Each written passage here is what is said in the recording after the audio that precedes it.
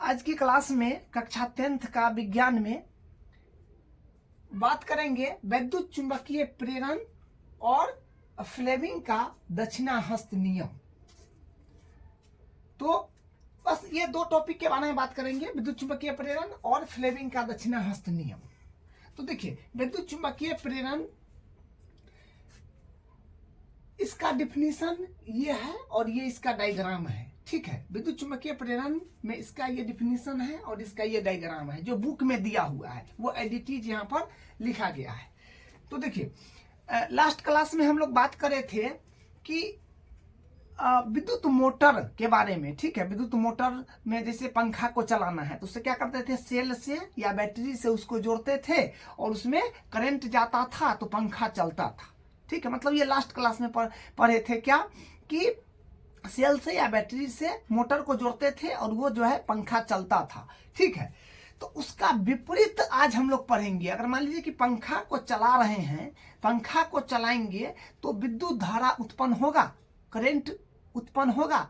अगर हम पंखा को चला रहे हैं तो उससे विद्युत धारा प्राप्त करना है, उसके पीछे विद्युत धारा बनेगा। पंखा को चला रहे हैं तो उसके पीछे विद्युत धारा बनेगा। वो चीज के बारे में आज समझना है। वही ये विद्युत चुंबकीय प्रेरण उसी पर जो है डिपेंडेंट है, उसी के बारे में बातचीत होगा। ठीक है, तो देखिए यहाँ पर जो है ये विद्युत चुंबकीय प्रेरण का जो है ये डिफिनीशन है कि वह प्रक्रम जिसके द्वारा किसी चालक के प्रतिवर्ती चुंबकीय क्षेत्र के कारण अन्य चालकों में विद्युत धारा प्रेरित होती है, वैद्युत चुंबकीय प्रेरण कहलाता है। ये डायग्राम है जो आपको बताया है, बुक में दिया है। देखिए, इसमें क्या है कि ये परिनालिका है। तो परिनालिका है, जिसे मान लीजिए कि जैसे मान लीजिए कि ये परिनालिका है। परिनालिका क्या होता है कि बेलनाकार वस्तु पर ऊपर से कॉपर की तार लपेट दी जाती है तो उसे प्राप्त युक्ति परिनालिका कहलाता है। तो बस हमको समझना है ये बात कि ये परिनालिका है। ठीक है, ये मान लीजिए डायग्राम परिनालिका का है। तो इसमें चुंबक को, चुंबकीय छड़ को ऐसे मतलब सापेक्षिक गति कराएंगे। सापेक्षिक, या तो इसको चलाए या फिर इसको चलाए या दोनों को चलाए, ऐसे नहीं चलाना है तो फिर सापेक्षिक गति नहीं होगा। दोनों में एक दूसरे से जो है दूरी जो है, इसमें दूरी और मतलब नजदीकी करीब इस तरह से करना है। ठीक है, इसमें डिस्टेंस और जो है होना चाहिए इसमें। तो सापेक्षिक गति का मतलब होता है कि इसको इस तरह से चलाना है, या इसको चलाइए या फिर इसको चलाइए या दोनों को चलाइए, या एक साथ दोनों को नहीं चलाएंगे क्योंकि इसमें अंतर नहीं होगा। ठीक है, तो ये सापेक्षिक गति और करेंगे। परिनालिका है ये और ये छड़ चुंबक है, तो इसको इससे इसके अंदर ऐसे सापेक्षिक गति करेंगे इस तरह से। इसमें क्या होगा कि तो इसमें जो है विद्युत धारा उत्पन्न होगा। ठीक है, इसमें विद्युत धारा उत्पन्न होगा। तो क्या करेंगे कि परिनालिका है और ये छड़ चुंबक है, इसको सापेक्षिक गति कराएंगे तो इसमें विद्युत धारा उत्पन्न होगा। तो इसको हम अपना से समझने के लिए डायग्राम बनाए हैं, बुक में इस तरह का दिया है, हम अपना से इस तरह से बनाए हैं समझने के लिए, जो छड़ चुंबक को किस किस तरह से यहाँ पर हम परिनालिका में कर सकते हैं। ठीक है, तो देखिए ये परिनालिका है और यहाँ पर जो है ये परिनालिका है, यानी मान लीजिए कुंडली है। ठीक है, और ये परिनालिका है। तो परिनालिका है, इसमें छड़ चुंबक को हम ये इस तरफ ले जा रहे हैं, इस तरफ परिनालिका में ले जा रहे हैं। ठीक है, इस तरफ ले जा रहे हैं, छड़ चुंबक को हम इस तरफ ले जा रहे हैं। तो ले जा रहे हैं तो क्या होगा, इसमें जो है करंट आएगा। ठीक है, करंट आएगा। तो करंट आएगा तो ये इसमें नीचे जो है ये कुंडली में ये गैल्वेनोमीटर लगा दिया गया है। ये जी लिखा हुआ है, मतलब ये गैल्वेनोमीटर है। तो गैल्वेनोमीटर का सुई रहता है 0 पर। ठीक है, 0 पर, तो वही 0 है। तो इधर से जो करेंगे, एरो बनाया हुआ है, माने चुंबक को जो है चुंबकीय छड़ को परिनालिका की तरफ यूं ले जा रहे हैं। तो ले जा रहे हैं तो क्या होगा कि ये जो है ये झुक के इधर चला है, क्योंकि इधर जाएगा तो करंट इधर आएगा, तो 0 पर से इधर आ जाएगा। मतलब जरा सा भी जो यहाँ पर करंट होगा उसको ये मेजरमेंट कर लेगा। और यहाँ पर देखिए चुंबक को जो है चुंबकीय छड़ को परिनालिका में ला करके यहाँ पर एडजस्ट कर दिए हैं। ये यहाँ पर क्या है, ये एडजस्ट किया गया है, ना बाहर है ना पीछे है, मतलब यहाँ पर एडजस्ट किया गया है। ठीक है, तो ये चुंबकीय क्षेत्र चुंबक स्थिर है। तो स्थिर है तो देखिए क्या होगा कि यहाँ पर करंट 0 है। ये जो है इसमें सापेक्षिक गति है, ये नहीं है, तो 0 है। तो ये गैल्वेनोमीटर का सुई जो देखिए एकदम फिक्स है वहीं पर। ठीक है, और यहाँ पर क्या है कि ये देखिए, ये चुंबक क्षण है, चुंबकीय क्षण है, और ये परिनलिका है। ठीक है, तो परिनलिका है, तो इसको हम इधर विपरीत दिशा में ला रहे हैं, इधर ला रहे हैं, तो इधर ला रहे हैं तो इसका चुंबकीय प्रभाव कमेगा। तो कमेगा तो यहाँ पर क्या होगा, जो है विद्युत, मतलब विद्युत धारा बहुत कम यहाँ पर जो है आएगा, तो उसको भी ये मेजरमेंट कर लेगा। तो देखिए पहला में क्या था कि ये कुंडली है और ये परिनलिका है, तो इस तरफ जो है हम ये चुंबक क्षण को ले जा रहे थे इसके अंदर, तो क्या हुआ कि जी मतलब गैल्वेनोमीटर की सुई में विक्षेपण हो गया, विक्षेपण हो गया मतलब करंट आया तो यूं आ गया। ठीक है, और यहाँ पर था कि ये कुंडली है और ये परिनलिका है, तो यहाँ पर ये क्षण चुंबक को रख दिए, यहाँ पर फिक्स कर दिए, क्योंकि गैल्वेनोमीटर की सुई में विक्षेपण नहीं हुआ, कोई परिवर्तन नहीं हुआ।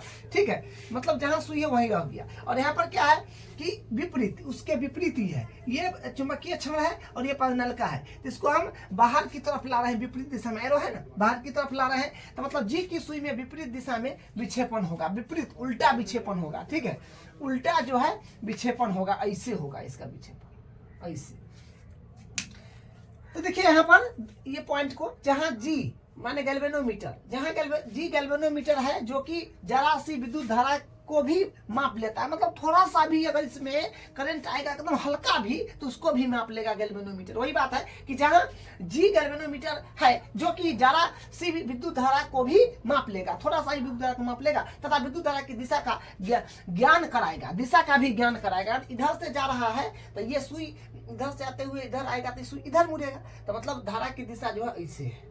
ठीक है, परिनलिका में विद्युत धारा प्रेरित करने के लिए परिनलिका व चुंबकीय क्षेत्र के बीच सापेक्ष गति होनी चाहिए। क्या कह रहा है कि परिनलिका में विद्युत धारा प्रेरित करने के लिए, परिनलिका में विद्युत धारा प्रेरित करने के लिए परिनलिका व चुंबकीय क्षेत्र में सापेक्षिक गति होना चाहिए। जब को बताए थे कि मान लीजिए कि ये परिनलिका है और ये विद्युत क्षण, सापेक्षिक गति होना चाहिए, या फिर इसी को ऐसे करिए या फिर इसी को इस तरह से करिए, ऐसे मत करना है तो सापेक्षिक गति नहीं होगा, दोनों के बीच में डिस्ट्रैक्शन होना चाहिए ना यहाँ पर, तो ये सापेक्षिक गति हुआ। इस तरह से करेंगे तो उसमें चुंबक क्षेत्र जो है विद्युत धारा उसमें बनेगा। तो वही परिनलिका में विद्युत धारा प्रेरित करने के लिए परिनलिका व चुंबकीय क्षेत्र, चुंबक क्षेत्र के बीच सापेक्ष गति होनी चाहिए। ठीक है, वही है।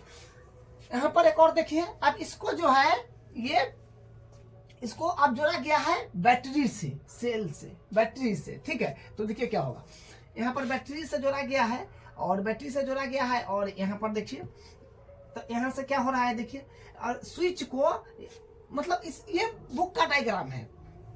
ठीक है, ये बात ध्यान रखिए कि बुक के डायग्राम है, हम लोग अपना समझने के लिए यहाँ पर बनाए, तो इसमें समझ लेते हैं। देखिए यहाँ पर ये सेल से जुड़ा हुआ है और ये गैल्वेनोमीटर है, ए और ये बी है, इसका ए नाम दिए, इसका बी नाम दिए। तो यहाँ से स्विच को ऑन ऑफ करेंगे, स्विच को ऑन ऑफ करेंगे तो यहाँ पर जो है, यहाँ पर क्या होगा कि ये जो सुई है गैल्वेनोमीटर का सुई, वो विक्षेपित होगा इस तरफ उस तरफ, जिससे धारा जाएगा उस तरफ, ये जो है विक्षेपित होगा इसके अकॉर्डिंग। ठीक है, ऑन ऑफ करने पर। ठीक है, तो वही यहाँ पर देखिए ना लिखा हुआ है कि कुंडली बी को बंद एवं चालू करने पर, बंद ये ना है स्विच है, ये ऑन ऑफ, वही कुंडली बी को बंद एवं चालू करने पर कुंडली ए में विद्युत धारा प्रेरित होती है एवं जी में क्षणिक विस्थापन प्राप्त होता है। तो वही बात है कि कुंडली बी में बंद एवं चालू, ऑन या ऑफ, ठीक है, करने पर कुंडली में ए विद्युत धारा प्रेरित होती है, इसमें प्रेरित होगा एवं जी में क्षणिक विस्थापन उत्पन्न होगा। तो इसमें ऑन ऑफ करेंगे तब इसमें जो है विद्युत धारा प्राप्त होगा। ठीक है, और क्षणिक विस्थापन उत्पन्न होगा। अब देखिए यहाँ पर कुंडली बी में निरंतर धारा प्रवाहित करने पर कुंडली ए में विद्युत धारा प्रेरित नहीं होती है तथा जी में कोई हलचल नहीं होता है। मतलब कुंडली बी में, अगर ये कुंडली बी है, ठीक है, ये बी नंबर कुंडली है, तो धारा निरंतर धारा प्रवाहित अगर करेंगे तो कुंडली ए में विद्युत धारा प्रेरित नहीं होगा, विद्युत धारा प्रेरित नहीं होगा। ठीक है, और जी में कोई हलचल नहीं होगा, मतलब ऑन ऑफ करने पर ही इसमें विद्युत धारा आएगा, ये बात है। तो ये जो है विद्युत चुंबकीय प्रेरण था। ठीक है, विद्युत चुंबकीय प्रेरण के बारे में यहाँ तक समझे। अब यहाँ पर है फ्लेमिंग का दक्षिण हस्त नियम, लेफ्ट हैंड रूल वो था, और ये है जो हम लोग पढ़े थे लेफ्ट हैंड रूल हम लोग पढ़े हैं, और ये है राइट हैंड रूल। ठीक है, तो फ्लेमिंग का दक्षिणाहस्त नियम में देखिए क्या है कि यहाँ पर समझाने के लिए कुछ बनाया हुआ है, जिससे देखिए क्रॉस लगाया हुआ है ना, तो क्रॉस लगाया हुआ है तो इसका मतलब है कि चुंबकीय क्षेत्र बोर्ड के अंदर की तरफ है, अंदर की तरफ है। ठीक है, क्रॉस का मतलब, तो ये चुंबकीय क्षेत्र हो गया बी वेक्टर, और ये मान लीजिए कि ये चालक तार है। ठीक है, और हम देख लिए कि इस पर जो है फोर्स ऊपर की ओर लग रहा है। तो फ्लेमिंग के दक्षिणाहस्त मतलब देखिए ये दक्षिणाहस्त है, वाम हस्त में जो पढ़े थे उसका यहाँ पर जो है उल्टा है। फ्लेमिंग का दक्षिणाहस्त नियम में क्या है कि दाहिना हाथ के अंगूठा, तर्जनी और मध्यमा, अंगूठा, तर्जनी और मध्यमा तीनों को इस प्रकार फैलाए, इस प्रकार फैलाए कि तीनों एक दूसरे के लंबवत हो, यानी 90 डिग्री पर हो।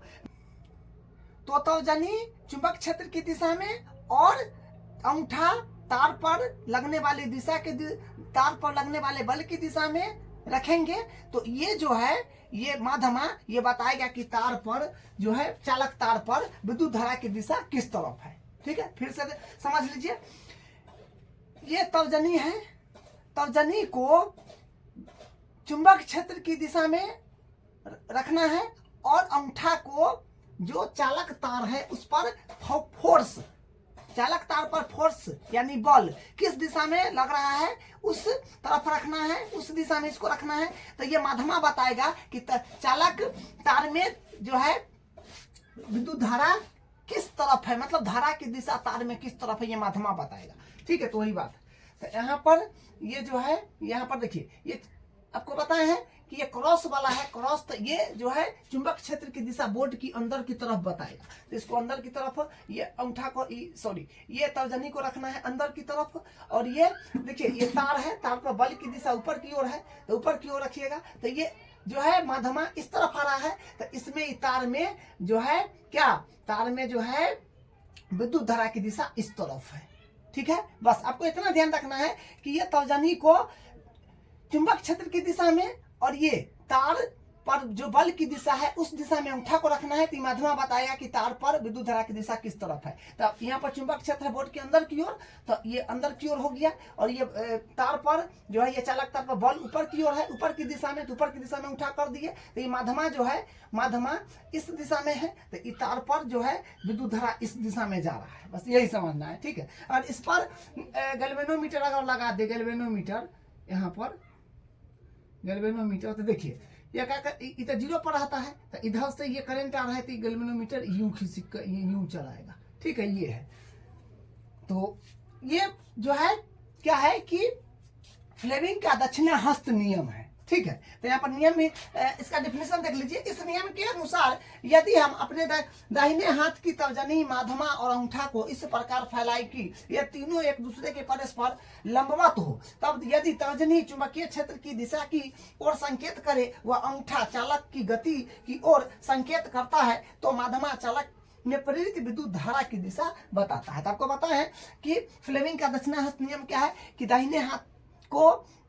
दाहिना हाथ के 3 उंगली जो एक आपका दाहिने हाथ का तर्जनी, मध्यमा, अंगूठा, अंगूठा, तर्जनी और मध्यमा को इस प्रकार फैलाए कि तीनों 90 डिग्री पर हो, और ये तर्जनी है चुंबक क्षेत्र की दिशा में रखना है, और ये अंगूठा को जो तार पर लगने वाला बल है उसके दिशा में रखना है। तो ये जो है ये मध्यमा ये विद्युत धारा की दिशा बताएगा कि तार में किस तरह विद्युत धारा का दिशा है। ठीक है, तो ये है। और एक और यहाँ पर जो है एग्जाम्पल है, जैसे डॉट, ये देखिए ये डॉट डॉट है यानी बुनका बुनका है। तो इसका मतलब है कि इसका मतलब क्या है कि ये चुंबक क्षेत्र की दिशा बोर्ड के बाहर की ओर है, बोर्ड के बाहर की ओर है। और इस पर बल जो है हम मान लिए कि नीचे की बल जो है नीचे की तरफ लग रहा है, नीचे की दिशा में लग रहा है। तो इस तार में जो है, तार में विद्युत धारा की दिशा, विद्युत धारा जो बहेगा किस दिशा में बहेगा, तो फिर उसी प्रकार जांचेंगे। ये दाहिने हाथ के 3 उंगली, अंगूठा, तर्जनी और मध्यमा को इस प्रकार फैलाएंगे कि तीनों लंबवत हो एक दूसरे के। ठीक है, और ये तर्जनी को रखेंगे किसमें, तर्जनी को रखेंगे कैसे, जो चुंबक क्षेत्र की दिशा में बाहर की ओर है। तो तीनों को इस प्रकार फैलाएंगे कि अंगूठा, तर्जनी और मध्यमा परस्पर लंबवत हो यानी 90 डिग्री पर हो। तो ये तर्जनी को चुंबक क्षेत्र की दिशा में दिशा की ओर रखेंगे तो ये बाहर की तो ओर है, क्योंकि बुनका बुनका से दर्शाया है डॉट डॉट से, तो ये बाहर की ओर है। और ये जो देखिए तार पर लगने वाला बल जो है नीचे की ओर है, तो माने इसको ऐसे करना पड़ेगा, ऐसे